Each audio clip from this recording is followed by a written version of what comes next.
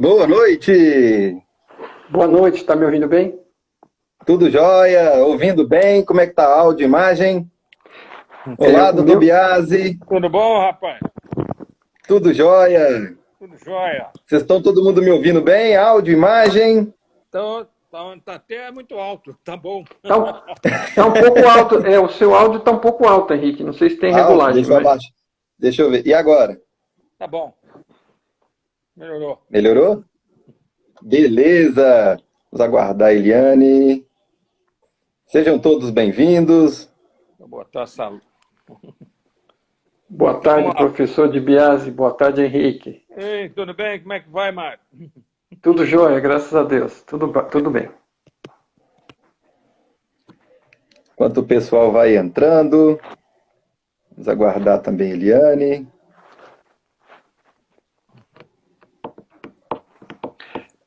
Você tá ficando parecido com o Campbell, viu? Não, Essa foto aí atrás tá parecido. Se deixar a barba crescer igual a dele, vai ficar igualzinho. eu acho que deve ser a questão da idade, né? A gente vai avançando e vai ficando parecido. Vai ficando parecido com ele. Mas a barba aqui em casa não. A barba aqui em casa aqui não vai ser bem aceita. Mais do que eu já tenho aqui, tá bom. Acho que quando a mente vai ficando parecida, começa o físico também, hein? Já foi pro físico. Olá, Eliane, muito boa noite. Boa noite, gente. Tudo bom? Seja bem-vinda também. Tudo Que bom certo, estar né? aqui com vocês. O prazer é todo nosso, todo meu, né? É uma grande honra aqui. Nós iniciamos esse movimento de uma super live aí recentemente, né? E fez um sucesso danado, o pessoal deu um feedback muito legal e o pessoal estava convocando a Eliane aqui para vir para o time também, né? Ai, que bom, obrigada. Agradeço o convite, gente. A gente fez uma a três, mas faltou uma presença feminina também, né? Pois é, tá vendo? Eliane das Isso Três aí. Formadas, a maior divulgadora da física quântica no Brasil. Ó. Olha, que coisa boa, hein? Agradeço, doutor. Que bom. Agora está saindo, acabou de sair o livro para o público infanto-juvenil, né? A Chave Quântica. Eu vi. Com uma historinha mais divertida, assim, para a garotada. E vamos que vamos, né? Isso aí. Beleza. Começar a abrir a mente mais cedo, é isso aí. Exatamente. Se essa turma começar a entender, perceber esse novo paradigma cedo, aí quando eles crescerem, não são muito influenciados por essas ideias de paradigma antigo, ideologias, fica com uma mente mais flexível, mais aberta. E essa nova geração já tem curiosidade de física quântica. Eles já nascem, já crianças, eles já querem saber o que é física quântica. Então, temos que preparar material para eles, né? E é legal porque tem muitas famílias que às vezes querem conversar e às vezes nem sabem como, e aí é uma forma de... Tem famílias que já têm isso dentro delas, né? Os adultos já estão falando mais disso, mas aí fica difícil a comunicação, isso tende a ajudar. Pois é, pode dar de presente para os seus filhos e netos, Mário Jorge. Bom presente para Natal, né? É bom presente O para Natal já está chegando, Gente, muito então, bacana. o Henrique gostaria que eu fosse a moderadora. Como que vocês querem fazer, gente? Eu acho que tá bom. Fazemos essa. Pode ser assim, né? Eu podia fazer uma Claro. introdução. Tá. Podia fazer uma introdução, depois começar como moderadora e vai soltando aí para cada um aí o que você acha que tem que falar. Tá, que bom. Então tá bom. Boa. Então, gente, eu vou fazer a minha apresentação rapidinho. Eu acho que a maioria das pessoas já me conhece. Eu trabalho com a divulgação da física quântica para o público leigo. Sou mestre em física quântica pela Federal do Paraná e praticante budista há 18 anos. E tive esse insight, né, do quanto a física quântica é transformadora, é importante para o grande público, não é algo para ficar fechado num departamento de física, né, dentro de uma linguagem matemática complicada, onde apenas uma meia dúzia de pessoas trabalha com aquilo. Então, me apaixonei por esse projeto, né, por esse caminho, e tenho tido, assim, cada vez mais um retorno carinhoso, um retorno incentivador das pessoas, e vamos continuando. E hoje nós temos esse tema da consciência, que é um tema que desperta uma curiosidade imensa entre as pessoas, né?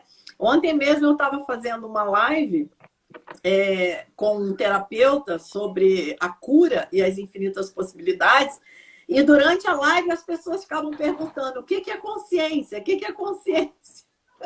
E aí eu falei, gente, a live é amanhã da consciência, espero que eles estejam aqui.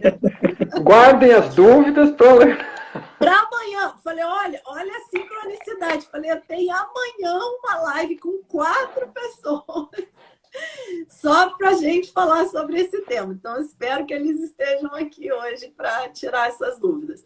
Mas realmente é um tema que intriga a todos nós, porque a consciência até hoje ela foi deixada de lado, né? Como o Dr. Francisco depois vai falar, que ele explica muito bem essa questão do paradigma clássico, né, cartesiano, e do paradigma quântico. Então, dentro desse paradigma clássico, a consciência ficou jogada de lado, né? A nossa visão de mundo é que o mundo é um mundo material e a ciência é um meio hábil para criar tecnologia, e tudo de uma maneira muito prática e muito grosseira e superficial, né? No fim das contas, que não responde aos nossos anseios, não traz as respostas que queremos. Então, daí fica claro, né, a necessidade de um outro paradigma, que é o paradigma quântico, que serve de base, né, para uma visão muito mais ampla, que acabou servindo de base, acredito, para os 3 colegas que estão aqui, né, que acabaram desenvolvendo trabalhos maravilhosos, tomando por base esse paradigma quântico. Então, veja a riqueza que é esse novo paradigma, não é mesmo? E a consciência, ela se torna um tema central dentro da física quântica, porque Niels Bohr deixa muito claro a participação do observador, né? O Niels Bohr foi um grande defensor dessa nova visão da teoria quântica, porque os físicos tinham uma resistência, né? Eles achavam que a física não podia deixar de ser determinística, quando Heisenberg traz o princípio da incerteza, da questão probabilística. Então, tinha muita resistência. Mas o Niels Bohr, ele brigou muito por esse novo paradigma de que a nossa função não é questionar a natureza, não é dizer como a natureza deve ser, né? A nossa função é observar a natureza e criar modelos científicos para explicar o que acontece. Não nós queremos mandar na natureza, né? Não, isso não pode ser assim, isso tem que ser assado, né? Não é assim que funciona. Então, o Niels Bohr traz a questão do observador, né? Que o observador ele tem um papel ativo no experimento.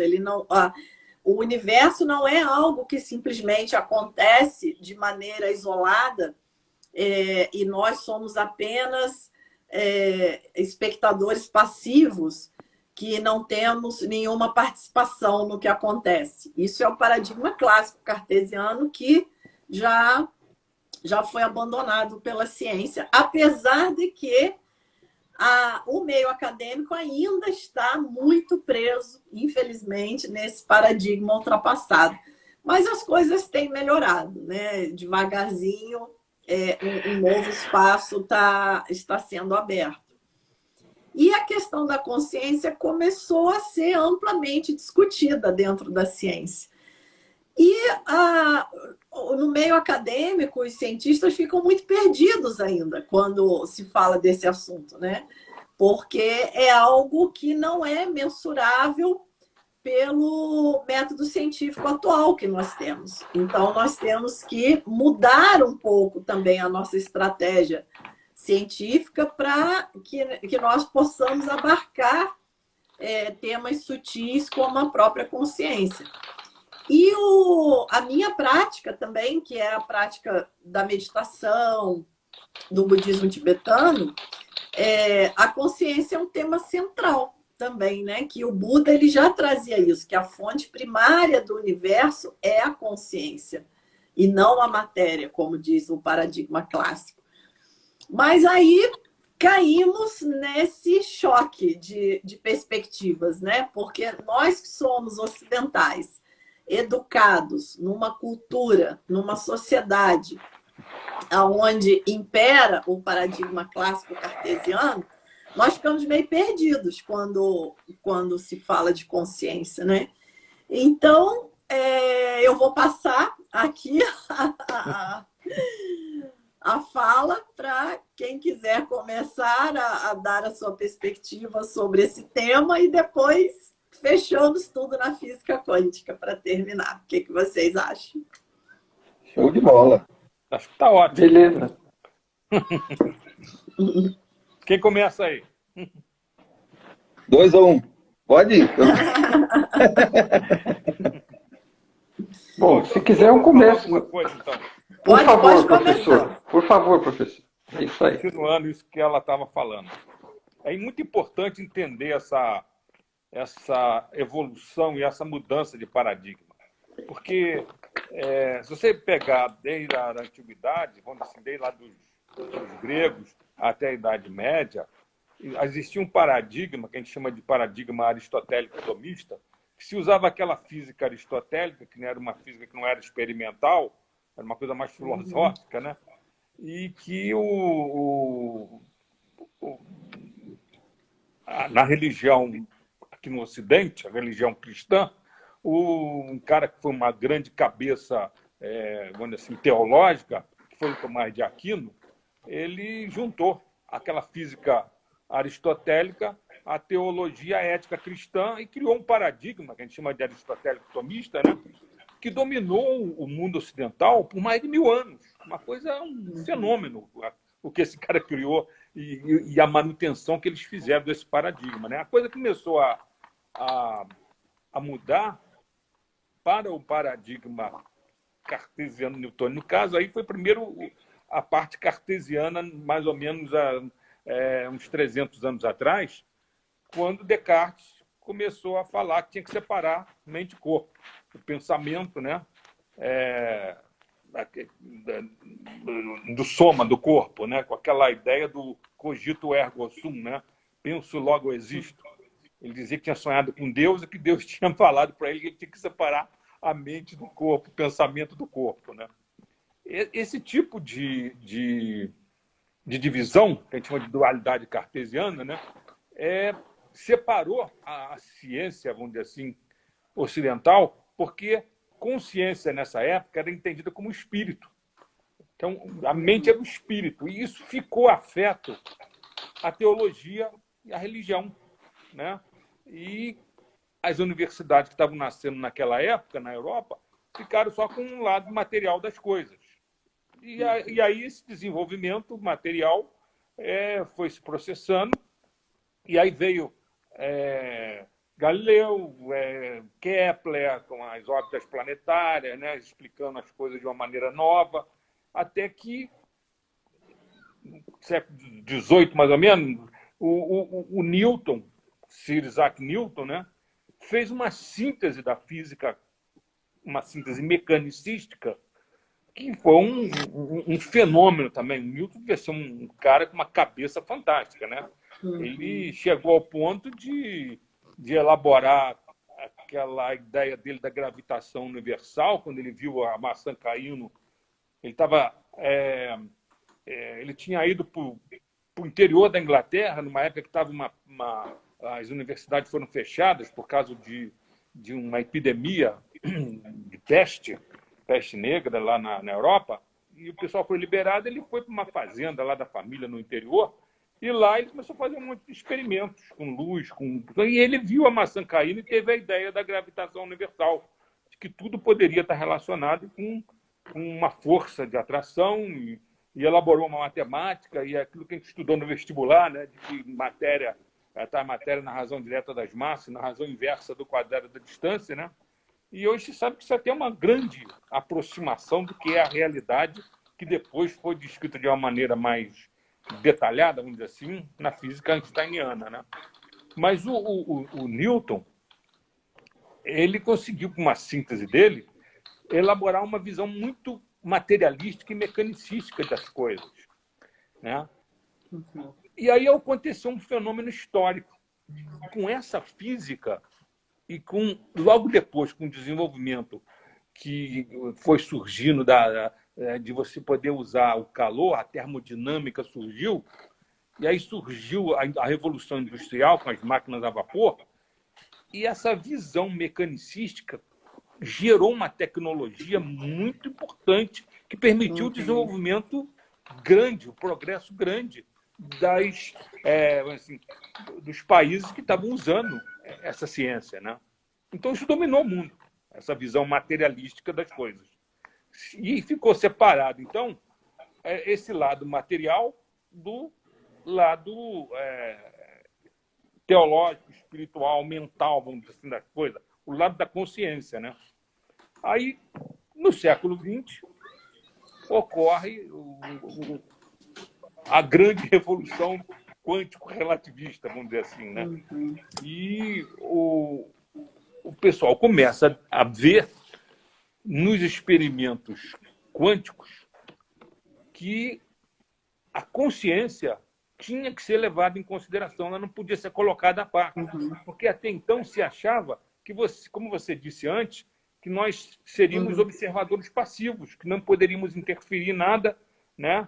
Sempre, inclusive em medicina, quando você vai analisar uma medicação nova, se usa justamente isso de você ficar à parte, é o que se chama estudo duplo cego, né? Em que nem quem está usando a medicação com o paciente, nem o paciente tem noção do que está sendo feito, para evitar interferência justamente de uma influência mental da consciência do paciente ou sua no resultado da experiência ali, que vai mostrar se o medicamento que você está analisando tem validade ou não, né?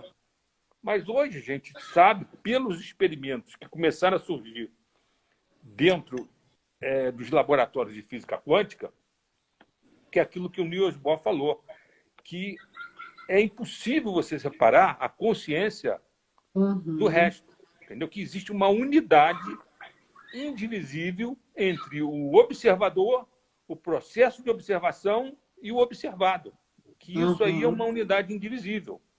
E que sempre que você faz um experimento, esse experimento vai ser calculado com base na equação de Schrödinger, um dos pais da física quântica, né, cuja equação é a equação básica da física quântica. Quando você faz um experimento, você vai calcular o resultado ali previsto pela equação mostra infinitas probabilidades de ocorrer um fenômeno, né? Essas infinitas probabilidades, elas não existem no mundo material.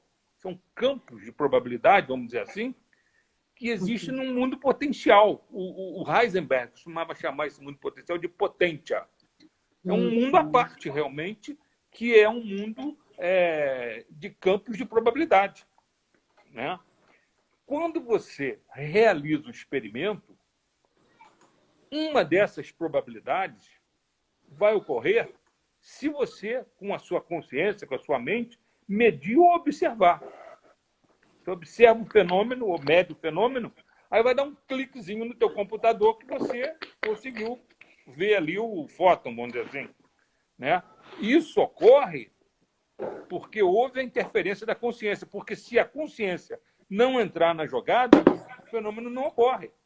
Isso é uma loucura, né? Quando isso começou a surgir, todo mundo achou que isso era erro, que não era possível, que tinha que se tentar ver o que estava acontecendo, tentar de todas as maneiras possíveis ver se havia alguma situação de erro tecnológico aí na elaboração das pesquisas, mas cada vez se demonstrou mais que a consciência é fundamental nesse aspecto, né?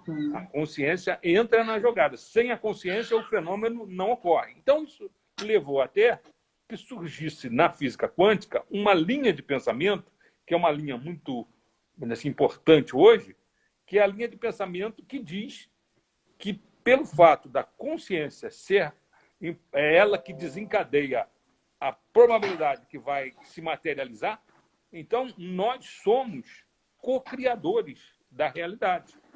Né? O John Wheeler, que foi um físico americano, né, que trabalhou até na bomba de hidrogênio americana e estudou buracos negros, gravidade quântica. Com esses estudos dele, ele chegou à conclusão que realmente você tinha que entender nosso universo como alguma coisa informacional, não baseado em matéria e energia, mas baseado em informação, e que essa informação tinha a ver com a nossa consciência. E ele, então, criou um conceito de universo participativo, em que nós participaríamos como co-criadores do universo. Criou aquela metáfora do it from bit, né? Que todo mundo talvez já tenha ouvido falar, né? Da coisa a partir do bit. Bit é a unidade de informação e coisa é o it, né? Em inglês, it é relacionado com coisa. E esse it from bit é uma maneira de você dizer que toda coisa material vem da informação, da unidade de informação, que é o bit, né? Hoje, isso, com a física quântica, isso foi expandido no sentido de que a gente não fala em bit, só vamos dizer assim, em informação binária, nós falamos digital. Hoje a gente fala em qubit, né? O Qzinho na frente do bit, que é a informação quântica, que é muito mais expandida do que a informação digital binária. Por quê? Por exemplo, nesses computadores quânticos que estão surgindo agora, o que você faz? Você bota as partículas entrelaçadas, porque existe esse fenômeno do entrelaçamento quântico, em que você consegue que as partículas funcionem como se fosse uma só, né?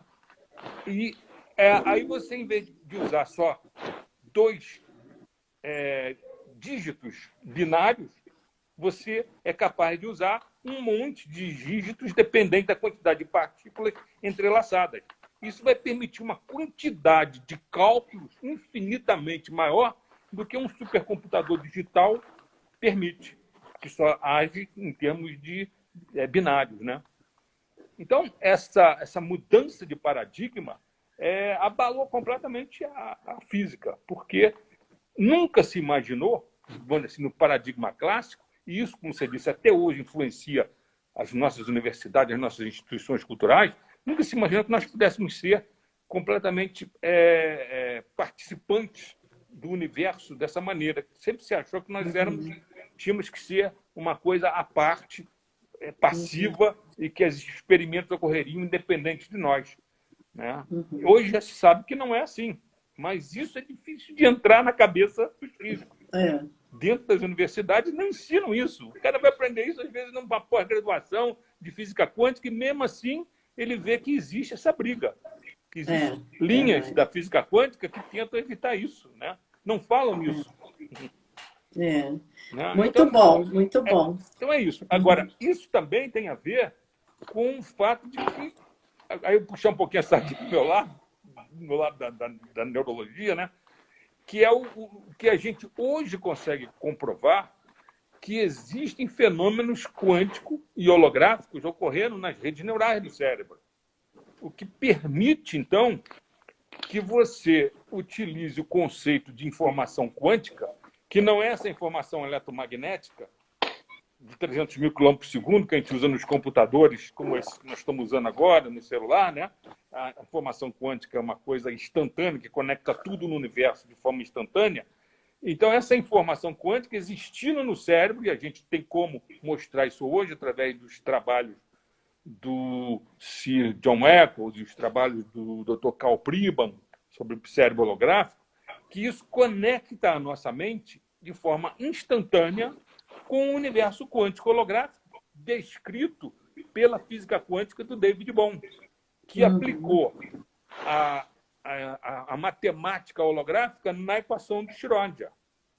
E isso gerou uma visão quântico-holográfica do universo que explica tudo o que aquela visão ortodoxa do Niels Bohr explica e vai além, explicando mais coisas.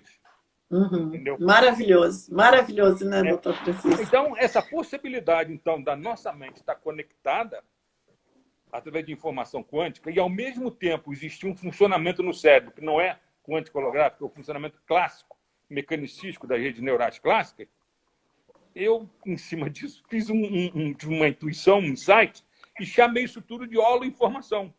Informação mecanicística nas redes neurais clássicas, com a informação quântico-holográfica nas redes neurais quântico-holográficas, conectando tudo isso com o universo quântico-holográfico, como na teoria do David Bohm.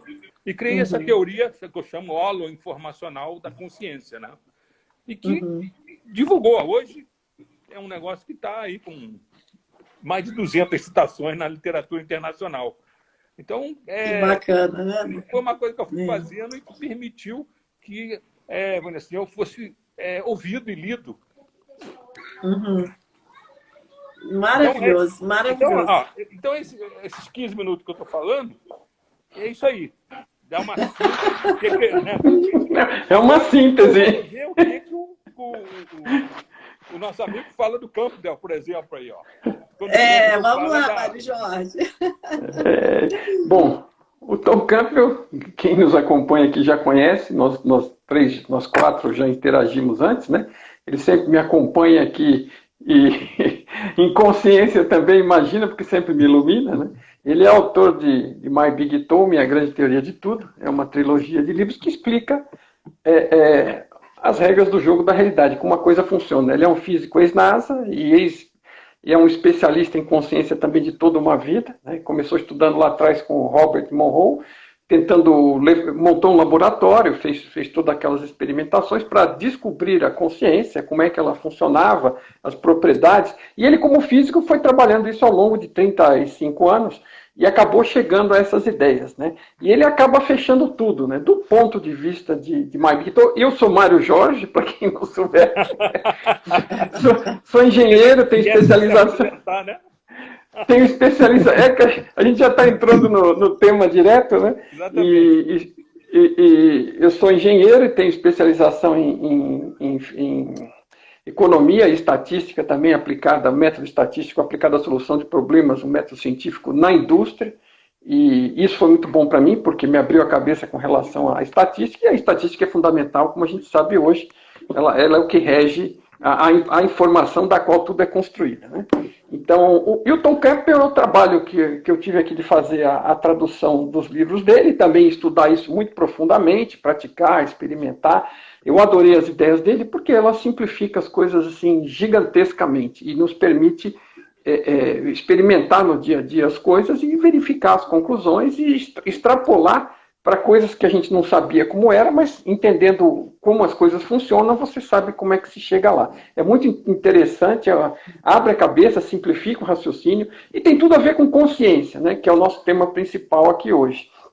A física quântica, que no nosso caso, ela acaba sendo uma pista gigantesca daquilo que se comporta como informação. Todo mundo discute como informação, mas assim, a gente às vezes tende a não ver qual é a implicação mais distante disso.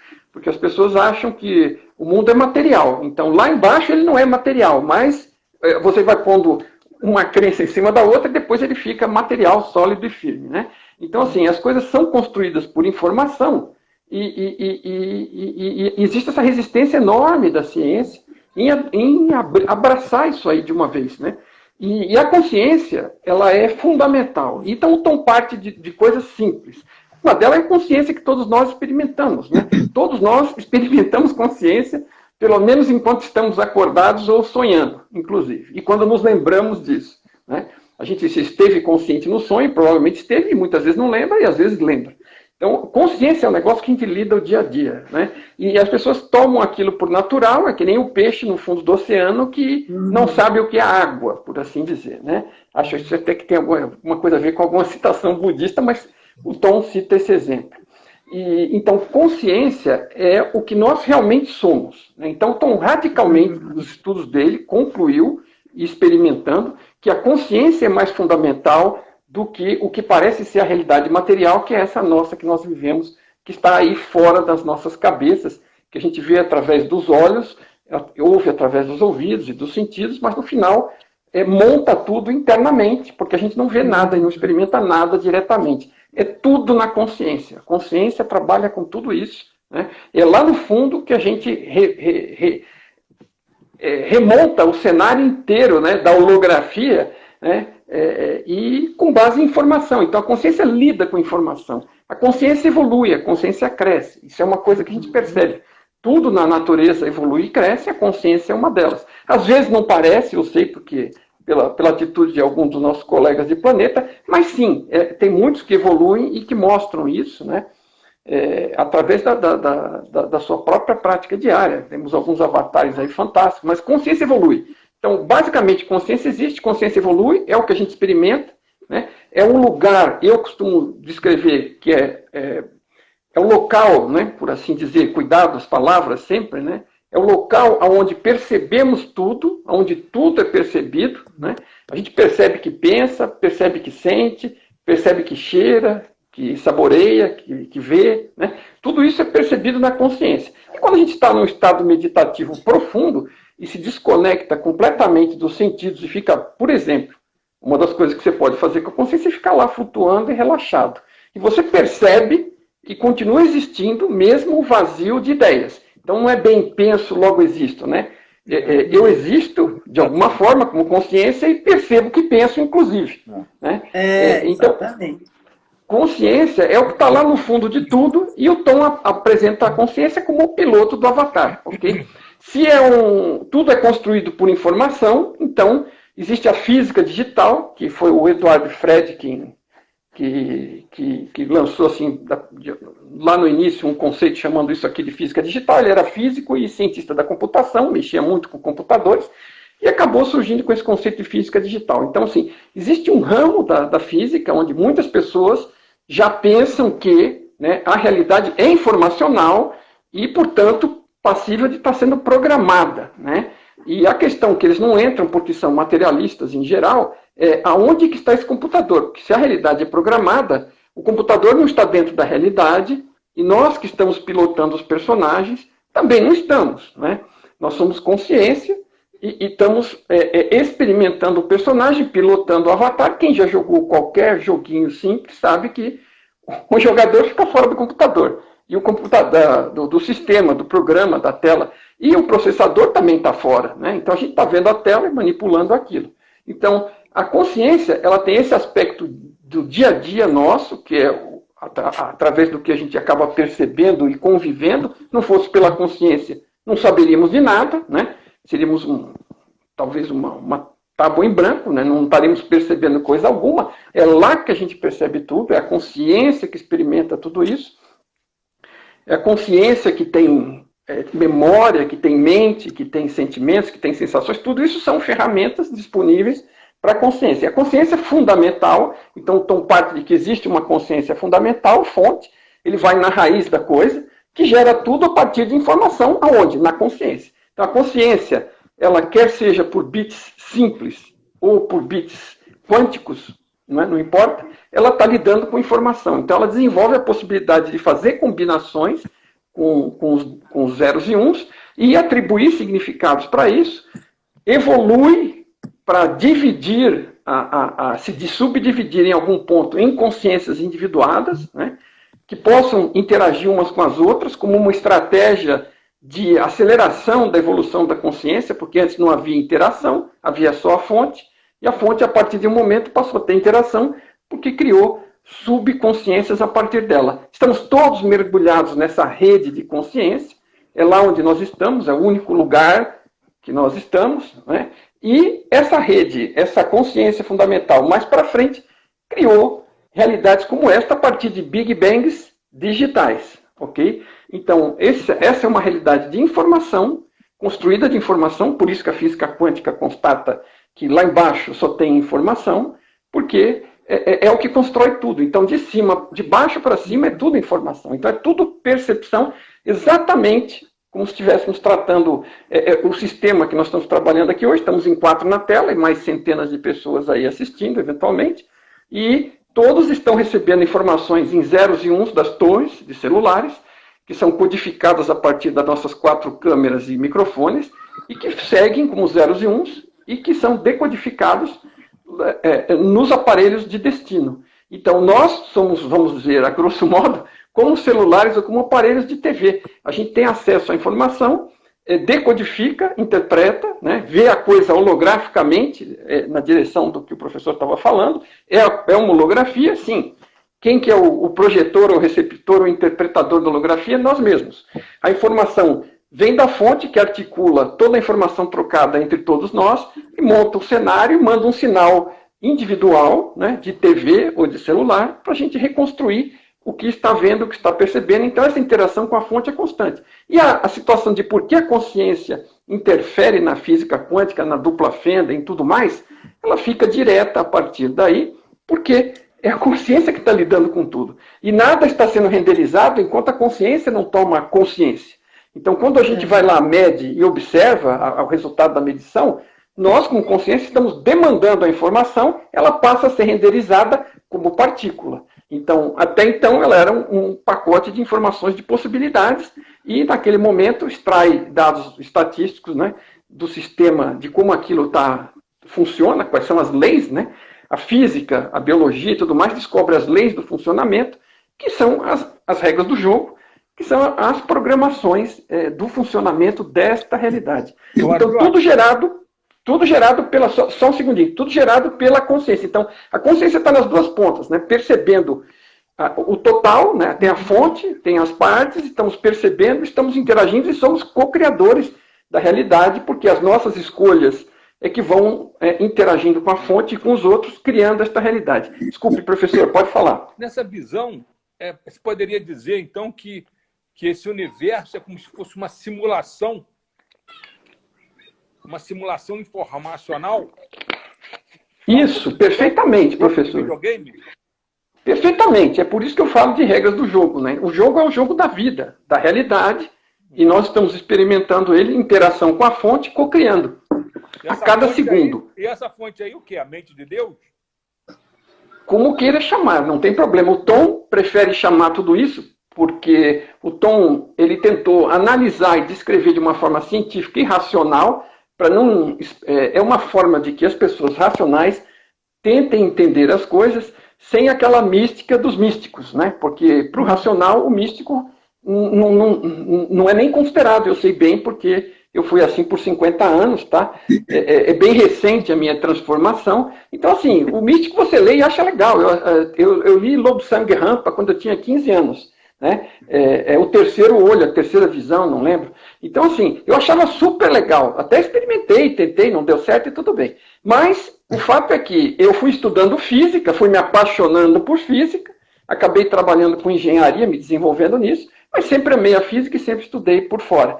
E sempre fui, né, de certa forma, materialista, porque tem aquela sensação de que a ciência já sabe de tudo.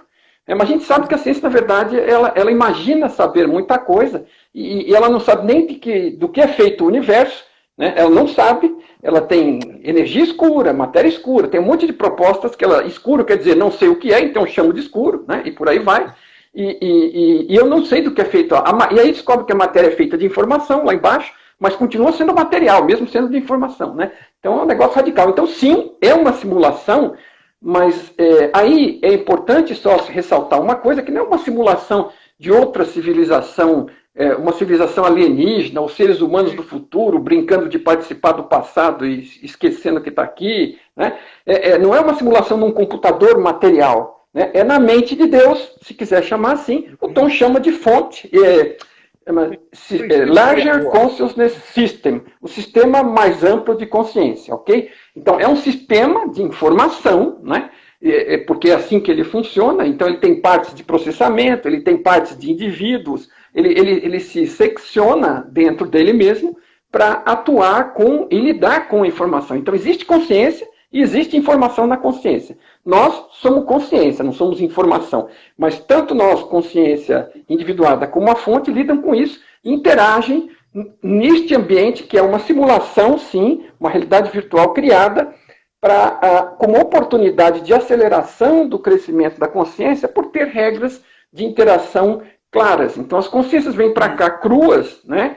Inicialmente, seja lá quando isso ocorreu, né? Vamos lá atrás, mas elas vêm para cá e vão experimentando, e aqui tem causa e efeito, porque é parte das regras do jogo. Então eu faço escolhas que estão disponíveis e que eu percebo, isso ocorre desenvolvimentos a partir disso, novas escolhas, novos desenvolvimentos, e se eu estiver atento, eu aprendo, cresço na direção da evolução da consciência. Então as consciências vêm para cá, segundo essa ideia, para participar desse tipo de evolução. E é uma simulação onde eu participo como consciência pilotando o que parece ser um avatar, que na verdade é tudo informação percebida como matéria por conta das regras da percepção do avatar, evoluído, né, biologicamente, mas digitalmente dentro desta simulação. Agora, só para encerrar e não esticar mais, não tem...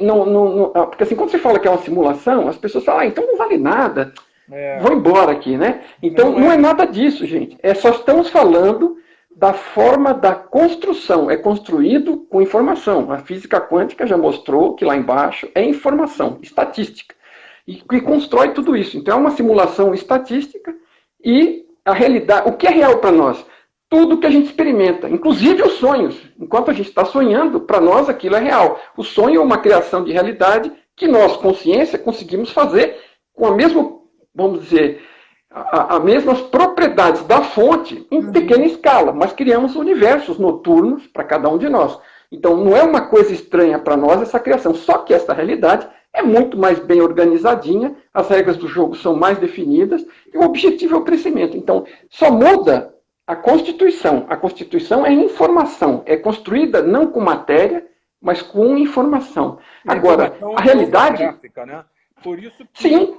Cada parte contém a informação do todo. Então, você, como parte dessa consciência universal, vamos dizer assim, que nas tradições espirituais eles chamam de consciência cósmica, você tem essa consciência em você também. Você é parte dessa consciência universal. A gente nunca deixa de ser. Nós estamos até a raiz, nós não estamos fora. Nós estamos recebendo um fluxo de informação individual, personalizado, do ângulo de visão nosso, do ângulo de audição nosso, né? E interagindo. Né? É uma TV 3D fantástica, é um holodeck. É um holodeck. Holodeck, exatamente. Muito bacana. Eu acho, talvez, só complementando um pouquinho, o que deixa as pessoas um pouco perdidas é que essa mesma consciência, ela cria e experiencia como algo separado. Né? É uma hierarquia entrelaçada, é algo que, né, dentro do paradigma clássico, realmente, nós não temos como compreender, né? Porque ao mesmo tempo que é... Oi? Holoarquia. Holoarquia. Isso é boa. Ou holonarquia também. É verdade, né? Porque nós nos sentimos como um sujeito experienciando um objeto, né? E não percebemos que é essa mesma consciência que se divide como sujeito e objeto, né? Então, nós ao mesmo tempo criamos e ao mesmo tempo experienciamos como algo separado de nós. Então, é por isso que a gente se perde um pouco, né, quando fala desse tema. Mas, Henrique, diga... agora o Henrique tem que falar um pouco. O que o HQI traz para a gente aí desse tema, né? Muito boa noite. Né? Boa noite a todos, aos amigos participando, né? A todos que estão assistindo também. Quem não me conhece, né? Eu sou Henrique Souza, sou professor e terapeuta em HQI, né? Homeostase Quântica Informacional, que é uma metodologia de autocura consciente para resgatarmos a nossa consciência consciente através do processo de quantização da informação. Então é tudo que nós falamos aqui, né, os colegas falaram aqui hoje, e principalmente essa visão dessa base informacional, né, que a física da informação, ela vem justamente resgatar sabedorias muito antigas, que traziam conceitos maravilhosos para uma época, e a visão informacional permite que nós, que estamos vivenciando agora nessa fatia do tempo, com essa nossa linguagem dessa nossa época, compreender essa sabedoria antiga que foi se perdendo, né, pelo telefone sem fio aí por muitos anos, tendo ruídos nessa comunicação, e a visão informacional ela vem para resgatar, né, na nossa linguagem todo esse conhecimento sem esses ruídos. Né? Então nós temos tradições espirituais de várias linhas que trazem essa questão que nós somos parte do universo, que nós fazemos parte de uno com Deus. Né? Os grandes alquimistas traziam também essa visão, né, que existe o todo, a totalidade, e nós somos uma parte fragmentada dessa totalidade, tendo a sua experiência individual, né? E na visão da HQI, na visão informacional, nós vemos que a nossa consciência individual é uma consciência, é um conjunto de informações dessa totalidade. Então, essa totalidade informacional, né, nós podemos chamar de Deus, de consciência cósmica, de consciência divina, e nós temos a nossa consciência individual, que é um conjunto de informações com essa essência divina dentro de cada um de nós, tendo essa nossa experiência. E o que vai nos individualizar vai ser a nossa experiência individual, que vai agregar informações da nossa experiência, da nossa vivência, resultando em complexibilidade para o sistema e agregando para o todo. Né? Então, toda a nossa experiência material, toda a nossa vivência é uma contribuição de agregar informações para o sistema e caminha para o caminho da evolução. Né? Nós só temos esse caminho. Então, seja pelo amor, seja pela dor, seja pela fluência ou seja pelos desafios, nós vamos sempre vivenciar esse caminho de evolução. E aí que entra as regras do jogo, que é importante, porque quando compreendemos tanto as regras do jogo que estamos inseridos e as nossas regras individuais, nós conseguimos trilhar esse caminho por um caminho do meio, que nós não necessariamente precisamos crescer e aprender pela dor, nós podemos crescer pelo amor também. E aí é onde que eu gostaria de citar uma frase aí, até do Dr. Francisco de Biase, né, que ele cita que nós somos parte do universo tomando consciência de si mesmo através dos nossos 5 sentidos, né, da nossa visão e dos nossos 5 sentidos. Então nós tomamos essa consciência, então vivenciar e desfrutar de tudo de bom que existe no universo é uma dádiva. E justamente por isso que tem muito essa palavra, né, o despertar. Né? Essa busca pela iluminação, esse caminho, sempre tem essa palavra do despertar. Então, por que despertar? Porque essa nossa consciência, que é uma chispa dessa consciência cósmica, ela ficou adormecida por esses padrões que nós vamos criando, essa couraça. E isso vai conduzindo, na maioria das vezes, pelo caminho da dor e do sofrimento.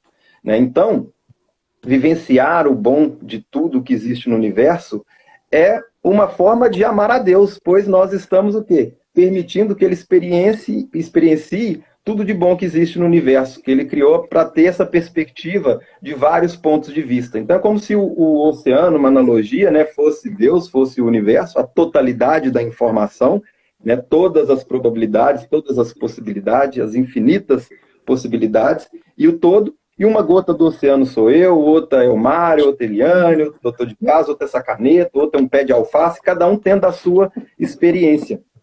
Alguns inconscientes, né? Por isso que a proposta, né, justamente aí dessa live e também do trabalho que vem desenvolvendo é o quê? Que tornamos seres humanos cada vez mais conscientes. Que sejamos cada vez consciências mais conscientes. E o que permite isso? Né? Que o que vai, como eu disse, vai trilhando esse caminho da dor e do sofrimento é essa couraça que vai gerando, seja com as rejeições, com as carências, com os medos, com as desaprovações, com as angústias, essa necessidade de disputa, essas comparações, né, o que foi gerando aí todos esses conflitos, as nossas crenças limitantes, tudo isso vai criando essa couraça e impedindo as pessoas de trilharem esse caminho do amor e da fluência. Então, por isso que a consciência consciente é o caminho. E no meio disso tudo, né, surge a HQI como uma ferramenta, né, que possibilita fazermos essa limpeza da nossa consciência individual e resgatarmos esse amor próprio que todos nós é o que tendemos a desenvolver, né? Como nas tradições espirituais falar amar o próximo como a ti mesmo, antes de ser um ato de amor, é até um ato de inteligência, porque se nós viemos da mesma fonte, quando eu faço algo contra o próximo, eu estou fazendo algo contra mim mesmo. Por isso que foi tão pregado desenvolver o amor incondicional. E as pessoas podem até ter entendido isso com a razão, né? E acabam se cobrando por não conseguir praticar esse amor incondicional. Por quê? Porque aí entra as nossas emoções, né? Entra a raiva, a tristeza, o ódio, a carência, a rejeição, impedindo de praticar aquilo que a razão já entendeu. Então, por isso que o amor próprio surge como um atalho para desenvolver esse amor incondicional. Porque a partir do momento que passamos a amar a nós mesmos, o amor incondicional vem como uma consequência. E por isso que o autoconhecimento, né, obras como o trabalho que a Eliane vem desenvolvendo, o Dr. Francisco de Biasi, o Mário Jorge, o Tom Campbell e várias outras pessoas fazendo um trabalho maravilhoso, de conseguirmos compreender e termos clareza das regras do jogo, entender como funciona o meio que estamos inseridos, e a obra como o HQI, que é a homeostase quântica informacional, que é uma técnica que permite à própria pessoa fazer essa limpeza no seu HD pessoal. Doutor Biasi ia falar. Isso tem a ver com a prática da Eliane, budista, que fala, né, nas 4 verdades nobres, né, que o sofrimento existe e que ele pode ser superado, né? Tem a ver com a prática da Eliane. Mas isso, você tocou um ponto bem interessante, porque o Buda, nessas 4 9 verdades, né, ele diz na primeira 9 verdade, como o doutor Francisco falou, que no mundo nós vamos experienciar o sofrimento, mas na segunda 9 verdade, ele diz que o sofrimento é criado pela mente, que ele tem causas. Então, se ele tem causas, ele pode ser eliminado, uma vez que nós possamos eliminar as causas. Então, ele dá a má notícia, mas já dá logo a boa notícia na sequência. Né? Aí tem o tal do caminho ótuplo, né? Isso, e aí ele dá o caminho de 8 passos para esse despertar, que nada mais é do que um despertar da consciência, como o Henrique estava falando, porque essa consciência, que é a nossa verdadeira natureza, ela não tem o sofrimento, né, dentro dela. O sofrimento surge no momento em que ela caia, né, nessa ruptura, nessa dualidade de se perceber como algo separado, né, de experienciar objeto e observador como coisas distintas. Aí surge o sofrimento, mas no momento que nós despertamos desse sonho mental, desse sonho da consciência, o sofrimento é ultrapassado. E como o Mário Jorge falou, é muito interessante lembrar de que essa consciência básica, né, essa consciência que é a verdadeira natureza, ela está conosco o tempo inteiro. Não é que, né, que exista uma verdadeira consciência e nós estamos operando em outra coisa. Não é isso. A própria mente estreita é uma das possibilidades, das infinitas possibilidades da mente ampla, da consciência. E esse é um ponto tão interessante, né, Eliane? Porque muitas pessoas, por isso que esse assunto é um assunto que deveria ser muito disseminado, porque muitas pessoas estão buscando esse caminho, mas estão buscando aonde não perderam. Porque muitas pessoas estão buscando fazer esse processo de iluminação, esse resgate de despertar essa consciência, mas buscando lá fora, ou seja, como se eu estivesse andando até me iluminar. E não, isso é a visão cartesiana, é a visão materialista. Né? Quando compreendemos que nós somos parte dessa consciência, que nós estamos inseridos nesse oceano informacional, não é fazer um caminho daqui para fora, é muito pelo contrário, é fazer um caminho daqui para dentro. É olhar e reconhecer, na verdade, não é buscar iluminar, é reconhecer que você já é iluminado. É a não dualidade. É a holohierarquia. É a holohierarquia. A não dualidade. Exatamente. Você não é separado. Você não é fragmentado. Você não é separado desse oceano. Essa metáfora é ótima, né? Você não é separado do oceano.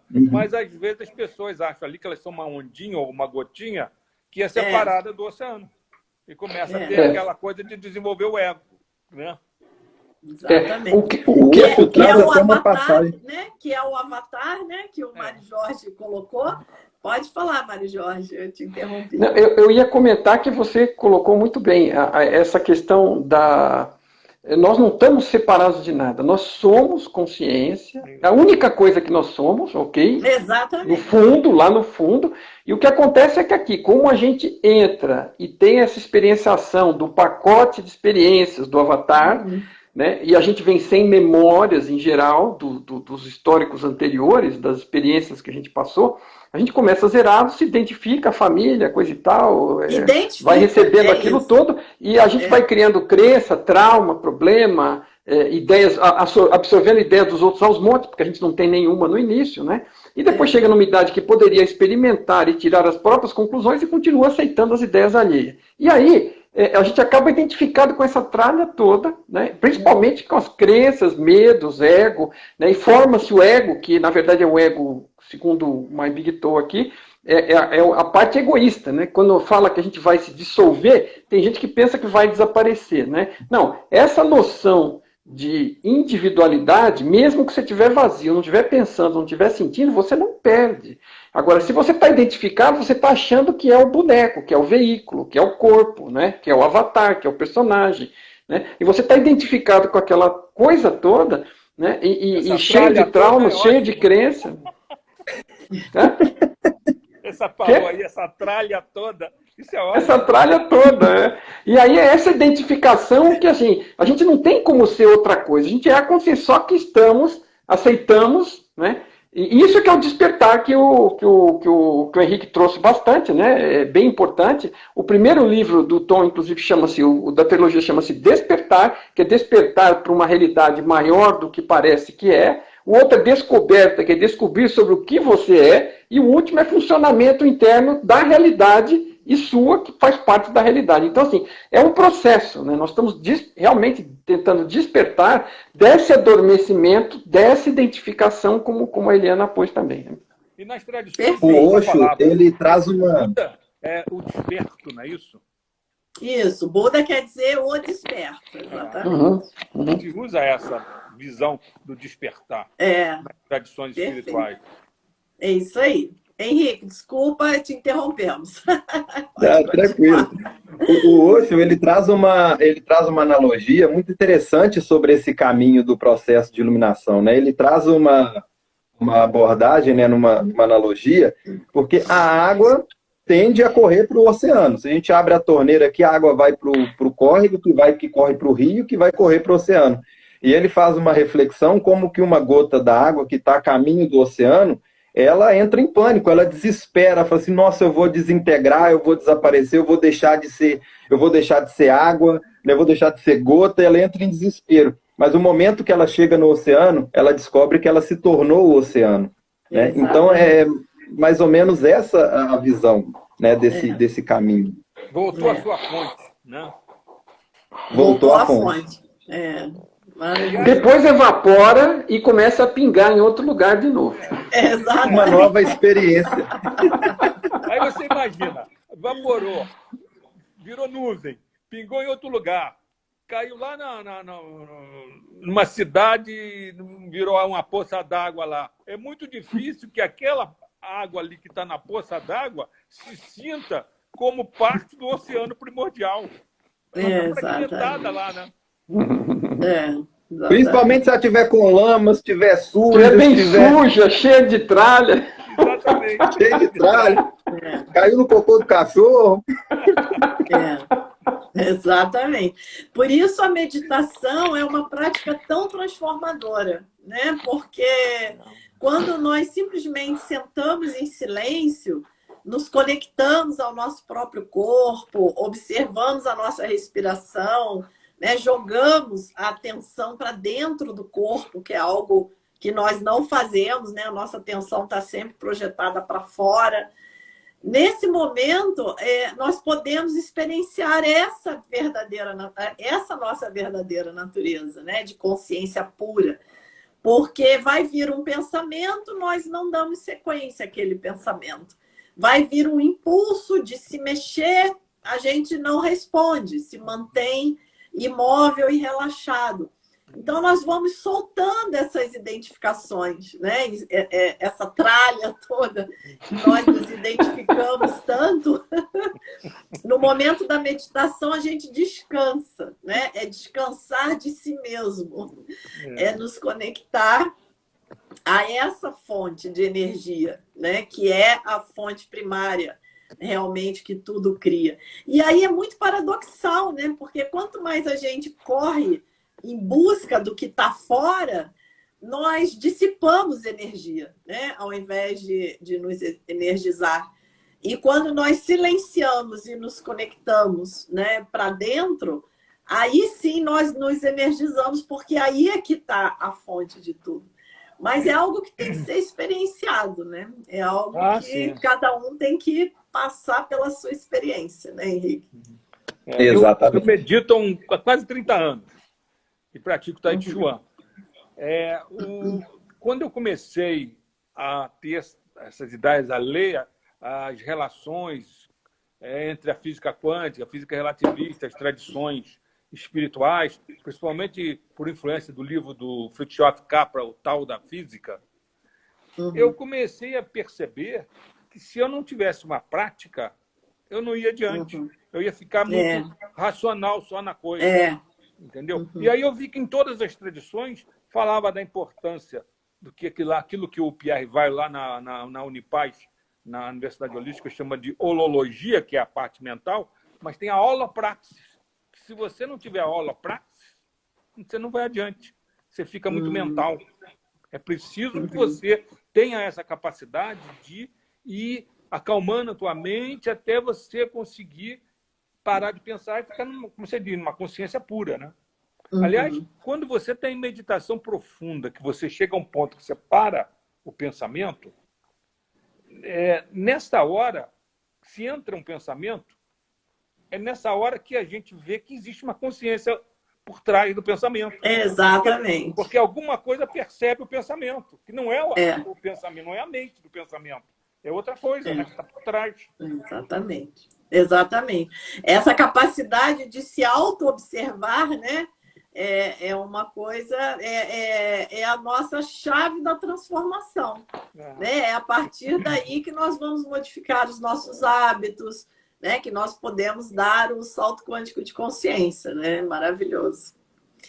E você tinha terminado, Henrique? Não sei. Sim, tinha feito. Uma coisa importante da gente falar, quem está falando de meditação, né? Hoje os estudos científicos de meditação demonstram que a meditação expande realmente a tua mente, melhora a tua inteligência, entendeu? Faz você ser uma pessoa com uma capacidade muito maior de administrar tudo na tua vida, entendeu? Tua capacidade de se envolver nas coisas é muito maior, mas você consegue se envolver de uma forma tranquila. É maravilhoso você não entra esses num estudos, processo né? de estresse, se enrolando com as coisas, não. Você fica com a mente mais assim, focada. Hoje, através dos exames de imagem, né, nós conseguimos ver realmente o que acontece no cérebro, né, durante a meditação. E está tudo comprovado, medido, né? Isso é maravilhoso. E mais ainda, com a prática, depois de anos praticando, você percebe com esses processos de neuroimagem que a gente tem hoje, que determinadas áreas no cérebro, como, por exemplo, os hipocampos, que são áreas relacionadas com memória, são mais desenvolvidos em pessoas que meditam regularmente durante anos. Olha que legal. Regiões pré-frontais bacana, também né? desenvolvem mais, entendeu? Então, isso mostra que a expansão da consciência realmente é uma consequência até de alterações neurofisiológicas, vamos dizer assim, anatômicas, fisiológicas no seu cérebro, que a prática da meditação desencadeia. Olha que bacana, né? Como que nós somos tão privilegiados, né?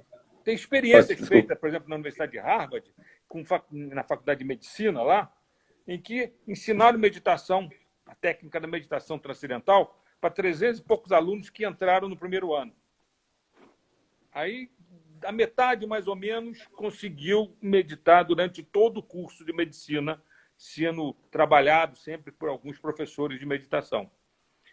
Esses 100 e poucos que foram meditantes até o fim do curso de medicina eram os melhores alunos no final do curso. Você vê. Me permita um comentário aqui. É muito interessante esse seu comentário e muito pertinente, porque, obviamente, é real, é dado e é científico. Curiosamente, foi uma das coisas que despertou o Tom Campbell para o lado da consciência, porque ele, na faculdade, estava fazendo a pós-graduação, dando aula, e ganhando pouco, uma carga de trabalho gigante, corrigindo prova, um monte de coisa. E ele estava, né? Ele viu um cartaz de meditação transcendental lá. Isso lá nos anos 70. E aí o cartaz estava dizendo que ele ia poder ficar mais focado, com a mente mais clara, resolver problemas com mais facilidade e precisar de menos horas de sono. Ele falou, nossa, é isso que eu preciso. Ele foi participar e ele acabou desenvolvendo, na primeira vez que tentou meditar, já teve um resultado bem destacado para ele, que mostrou que algo estava acontecendo além do mundo físico, né?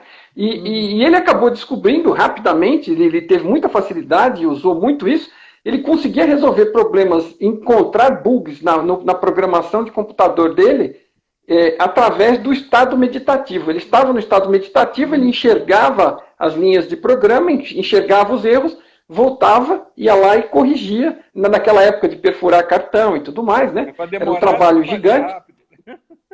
E assim, ele não só fazia bem para ele, e ele era tão bom nisso que os colegas todos de trabalho começaram a vir procurar falar com ele para ver que ele resolvesse os problemas de programação dos outros. Agora, uma coisa é você resolver seu problema de programação, já não é geralmente fácil para quem mexeu com o programa. Agora, você imagina você entender, quer dizer, se não fosse um estado meditativo profundo, onde ele tivesse uma conexão com algo mais, é muito difícil você entender a lógica de programa do outro o suficiente e rápido para encontrar problema.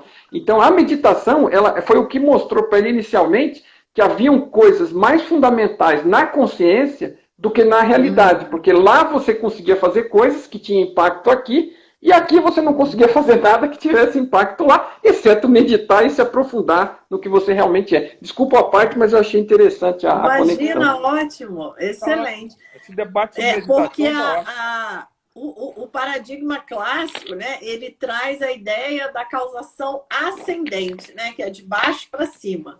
Né? Então, o mundo surge a partir das partículas fundamentais, que juntas compõem os átomos, que se juntam e compõem as moléculas, que se juntam e compõem as células, inclusive os neurônios, e compõem o cérebro, e por último vem a consciência.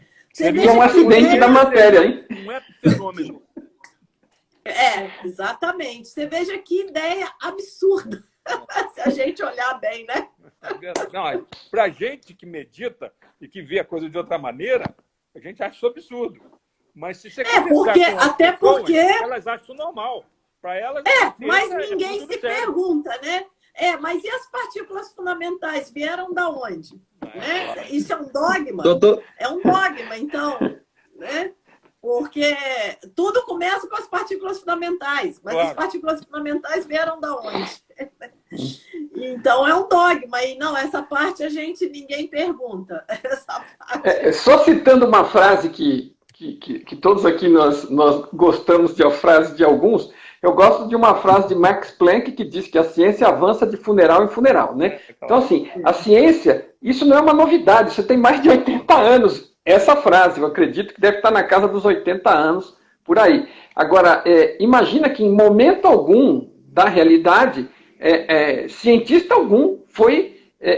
as pessoas têm o paradigma deles daquele momento, que é legal para construir as suas teorias e tirar os seus resultados, e eles geralmente se aferram àquilo, se apegam, transformam aquilo em dogma e crença, e resistem como loucos, como qualquer outro ser humano. Cientista não deixou de ser ser humano, né? E transforma aquilo num dogma, numa religião, e aí quando alguém aparece com uma novidade, que nem o Einstein apareceu lá atrás, os caras queriam crucificar ele. Até que ele foi lá e mostrou, alguém foi lá e fez aquele experimento do Sol desviando a luz de uma estrela, e mostrou que o que ele falava tinha sentido. todo mundo ria dele pelas costas, por assim dizer, né? E aí ficaram com cara de bobo. E mesmo assim ficam resistindo. Então, assim, eu acho que essa frase é fundamental, né? Às vezes, né, a única forma de vencer a resistência é com a renovação mesmo. Exatamente. Nós estamos retornando com a física moderna, nós estamos retornando a conceitos milenares, expostos já nessas filosofias tradicionais. Por exemplo, essa coisa clássica já é clássica da física quântica, da unidade entre o observador, o processo de observação e o observado. Esse conceito existe no hinduísmo com o nome de Samhita. Samhita é isso, é a nossa ligação indivisível com o universo. Quer dizer, nós estamos redescobrindo de uma forma nova, científica, matemática, computadorizada, verdades que já existem há milênios. Exatamente. O doutor Biasi, queria que falasse um pouquinho do analogia que ele faz, que eu acho muito interessante, que a gente está no assunto do acaso, do furacão passar no ferro velho. Essa analogia, na verdade, não é minha. Quem fala isso é o Stanislav Grof, que é o criador, um dos pais da psicologia transpessoal, que é a psicologia que usa meditação, oração na prática clínica, né? Ele diz o seguinte, que se você ficar acreditando no materialismo cartesiano-newtoniano e na teoria neodarwinista da evolução, de seleção natural, acaso e seleção natural, seria a mesma coisa que você imaginar que se um super furacão passasse em cima de um super ferro velho, surgiria prontinho um Boeing 767. É uma coisa maluca, isso não tem sentido. Pô. Não é pelo acaso ali, não vai aparecer nunca um Boeing ali, pô. Joga ali uma sucata em cima da outra, aleatoriamente, e surge um Boeing. Pô, ao acaso, Tem né? o menor Fruto do sentido. acaso. Não é assim, a coisa não é assim. É claro que existe uma coisa dentro da evolução, que é esse processo de seleção natural, que vai selecionando as coisas mais prováveis, né? Que tem por exemplo, no caso dos seres vivos, os que se adaptam melhor vão predominando, né? E aí transmitem pelo DNA essa predominância e vão se desenvolvendo mais do que os outros que não tiveram essa seleção natural, vamos dizer assim. Isso é uma forma até de você pegar, fazer com que a evolução funcione melhor. Mas mesmo assim, você precisaria de um universo com muito mais tempo do que esses 14 bilhões de anos aí, para que, ao acaso, a seleção natural pudesse chegar nesse ponto, né? De gerar o que nós somos, pô. Gerar todas as matemáticas, literaturas, poesias, a física quântica, a física steiniana, isso tudo não pode ter nascido do acaso, gente. É um processo inteligente. É um processo inteligente. Você acha que a fonte não vai ser inteligente?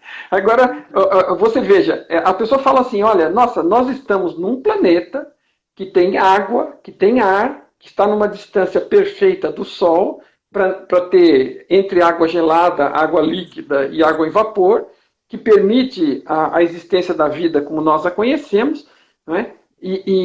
Então, tudo isso é coincidência, tudo isso é um acidente, né? Que nem esse ferro velho aí, né? Veja, isso não é fruto de coincidência, é intenção. A intenção da fonte de criar a realidade é chegar nesse ponto de ter avatares, né? Tanto de todos eles durante a evolução até chegar no ser humano que tem uma mente que pensa, né? Tudo isso para poder os avatares, as consciências, experimentarem essa experiência. Isso é projetado, né? Foi assim, projetado no sentido, ela fez N experiências, programa uma lei, por assim dizer, dá um enter, pum, Big Bang digital. O que é que aconteceu? Não sei. Pum, Big Bang digital 2. Muda isso aqui. A constante universal tal muda um pouquinho. O teto da velocidade da luz aqui. Atração gravitacional. Até chegar no ponto de gerar essa oportunidade. Mais de 15 constantes, vamos dizer assim, ou leis universais nesse nosso universo, que direcionam, né, orientam esse universo para gerar matéria, vida e consciência. É o que na física nós chamamos de princípio antrópico, né, doutor? É o princípio antrópico, exatamente. Exato. A sintonia. Então, essa sintonia não ocorreu por acaso, isso é um programa. É um programa que existe no universo que nós estamos cumprindo, pô. Aonde vai É a levar? consciência a fonte. Não sei onde vai levar. Pode ser que seja. A gente vai encontrar a mente de Deus em algum lugar, mas. Né? Sei lá. O Paulo Coelho, ele traz naquele livro O Alquimista, né, que existe uma linguagem do mundo, né, que é onde o mundo se comunica com nós. Né? E é tão interessante que se nós tivéssemos uma visão atenta para as pequenas coisas, né, e uma honestidade científica até com nós mesmos, a gente consegue perceber isso. Eu postei recentemente, algum tempo atrás, no meu Instagram, entrou uma borboleta aqui em casa. Eu até tirei uma foto, eu fico como se eu estivesse parecendo doido, né? Eu fico conversando com a borboleta. Eu vou até repostar nos stories amanhã. Não tem como falar que é um acaso aquele desenho na borboleta, nas asas dela. Dependendo do ângulo que você olhar, é o rosto de uma coruja. E dependendo do mesmo ângulo que você olhar, é o rosto de uma cobra. Quem que desenhou esse desenho lá? Isso é um acaso? O desenho na asa dessa borboleta é a mesma coisa do exemplo do furacão no ferro velho, né? Então, se nós tivéssemos essa honestidade científica e analisar e aprendemos a conversarmos com essa linguagem do mundo, nós podemos perceber essas verdades nas pequenas coisas, seja num trabalho científico de um cientista que dedicou a milhares a décadas aí de estudos, ou seja, tradições que tiveram milhares de anos, como numa borboleta que entrar em casa. Né? Então, a gente consegue perceber essa assinatura, essa verdade, em vários momentos do nosso dia a dia. Né? Que lindo, gente, maravilhoso. Então, pelo tempo que nós estimamos, né, de live, eu acho que já temos quanto tempo? Podemos começar. Temos 1h20. Então, tem perguntas nesses 10, 15 minutos? A gente agora. Aí eu não. É você que vê aí, né, o Henrique? Não Deixa eu ver aqui.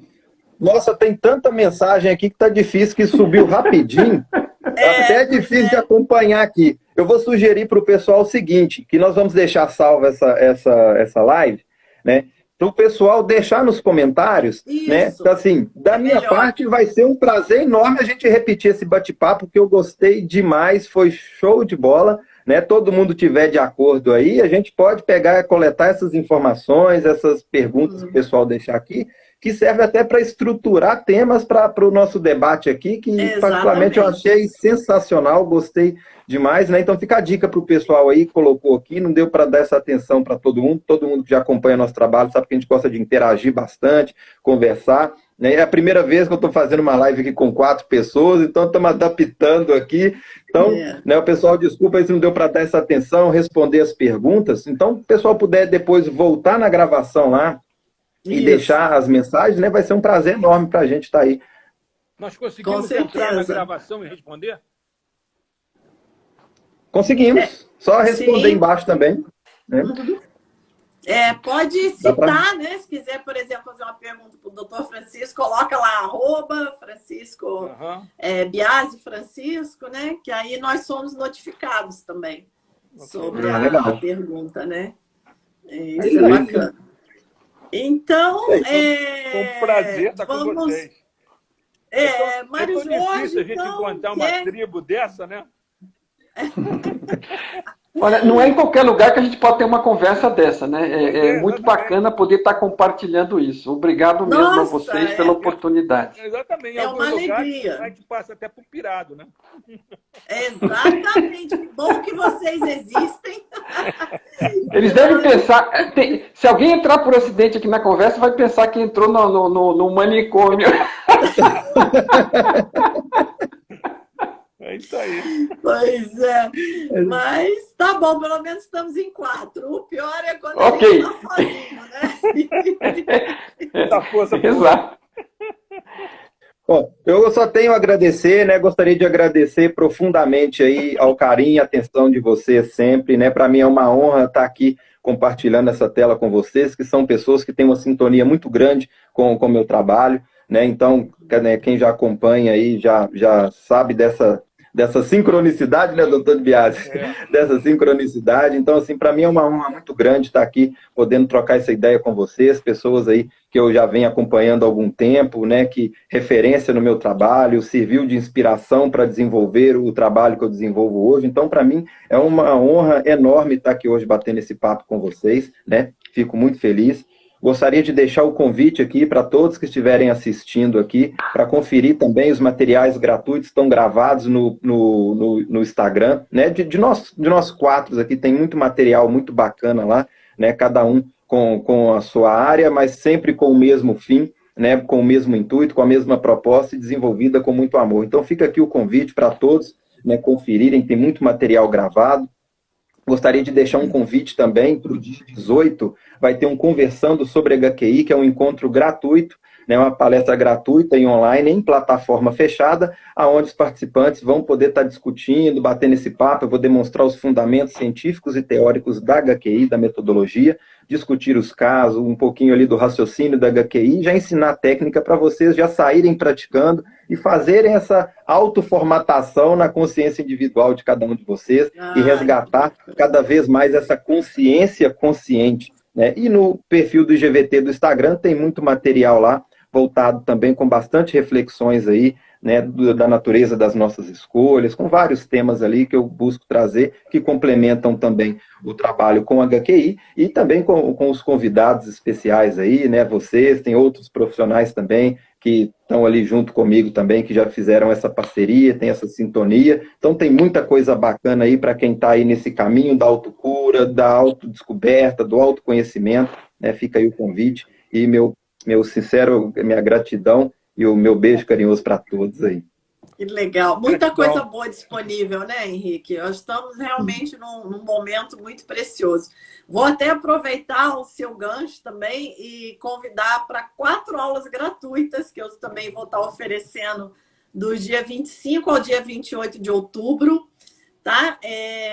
4 noites, né, que nós vamos poder explorar esse mundo quântico, entrar desde a introdução, dos princípios básicos, discutir essa conexão com a espiritualidade, chegarmos nesse ponto da fenda dupla, do papel do observador, que é o coração da física quântica. Então, não percam, gente, aproveitem. Nós pedimos que vocês se inscrevam, porque nós fazemos um evento, criamos uma comunidade, porque dessa forma nós percebemos que o conhecimento se multiplica, né? Cada um colabora um pouquinho, coloca a sua experiência. Então, é algo sempre que traz assim, uma energia imensa cada vez que nós fazemos. Então, espero vocês. O link de inscrição está na minha bio, ou vocês podem pedir nos comentários também das postagens lá do meu feed, ou aqui na live, que nós vamos mandando para vocês. Tá bom? Muito obrigada. Até a próxima. Pelo meu lado, eu queria também me despedir, agradecer muito a vocês pela oportunidade. O papo foi extremamente divertido, não vi a hora e meia passar, ok?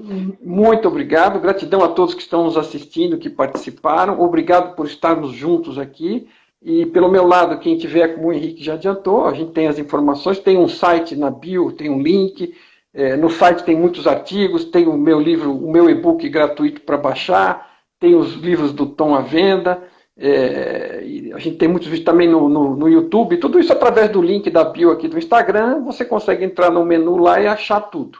Então fica à disposição. Eu costumo dizer que as ideias do Tom são como os livros, quando eu mando, não estou mandando livros, eu estou mandando garrafas daquelas com mensagem de liberdade jogando no oceano e chegando para alguém, né? Expandir a sua consciência, crescer, se libertar, né? E atingir a felicidade, porque quanto melhor você está com você mesmo, quanto melhor você entende o funcionamento das coisas, você vai ter a chance de ter uma vida mais feliz. Todas as ideias do Tom não são para nada mais do que isso. Se você não for fazer por isso, né? Não é uma coisa para estudar, para decorar e para falar bonito, é para praticar e para que seja benefício para você. Muito obrigado a todos, gratidão, gratidão Henrique, gratidão Eliane, gratidão professor de Biasi, foi um prazer estar aqui. Obrigado. Prazer meu. E lembrem-se, o bem é aquilo que preserva a vida. Mal é o que destrói a vida. Que bacana, que lindo. Gente, Gratidão uma alegria de novo. imensa, uma honra estar aqui com vocês. Muito bom. Gratidão, gratidão. Boa noite. Até mais, pessoal. Boa noite. Boa Até noite. mais. Não esqueça de salvar, Henrique, por favor. Agora, salvando. Não vamos perder essa preciosidade. Nossa, essa aqui é uma joia preciosa. Vamos salvar. Valeu. Um abraço a todos. Abraço. Tchau. Tchau. Tchau, tchau.